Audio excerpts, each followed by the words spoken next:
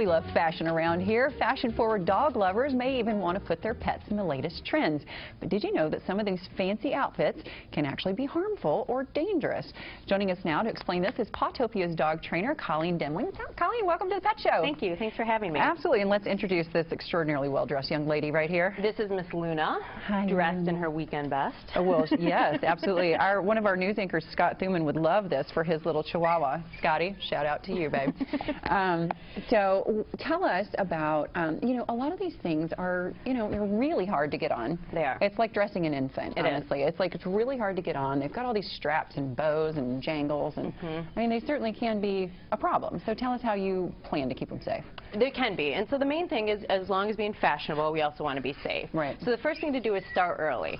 So start when they're young, because if you wait till a dog is 3 or 4 years old and then try to put them in a dress or an outfit or something as nice and pretty as this. Old dogs and new tricks and all that jazz. It's a little bit hard. Exactly, right? So I like to start them young. So so that they understand that it's okay, it's nothing to be concerned about. If she needs to go see her mom, she certainly can, and that's okay. You want to go see your mom? Mama? There we go. Yeah, I think she's going to come see you, Mama. You can go over there, Mom. It's okay. Second, you want to start them simple. And this is even just a little kid baby t-shirt. Oh, yeah. And so if you start them out in something like this and they get used to wearing something like this without having the danger of getting in and out of like the Velcro and everything like that. You also want to be aware of any bows or any buttons or anything that they can chew on when you're not looking and digest that, because that could be a separate issue. Right. Also, another concern to watch out is it's fashionable because it's easy to put on, but a lot of products use this Velcro. Right. But if you have a dog that pulls, they're pulling, sweater comes off, leash comes off. Oh, yeah. Yes. So be aware of these as well. Okay.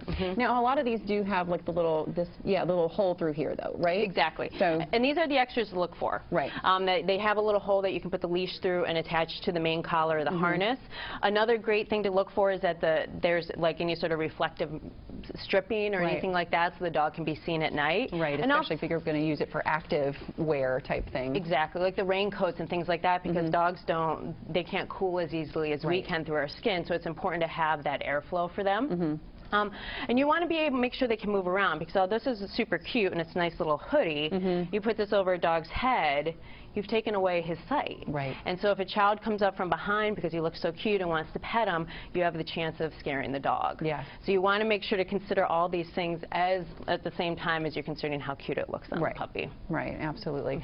And, you know, I mean, I think that one thing to point out there, too, is you mentioned about the not being able to cool thing. I mean, in summertime, too, it may not be the best idea to make them all this fashionable, right? Exactly. I mean, when it's extraordinarily hot outside. Yeah, dogs have their natural fur. They're in a fur coat every single day. So they don't need to be dressed up as we do. So if it's extreme weather, let them work with their natural coat and be exposed to that. Because if we try to cover that up and put too many things on top, it can be hard for them to cool, and it can be hard for them to function. In the long run, that's going to make them not like the clothing. So when you really want to dress them up for a special occasion like Christmas or Thanksgiving or a holiday. Halloween at our house. Or Halloween. All dogs need to dress up for Halloween.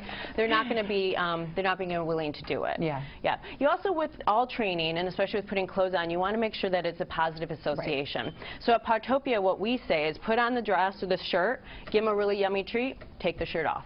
Put on the shirt, feed them a meal, take the shirt off.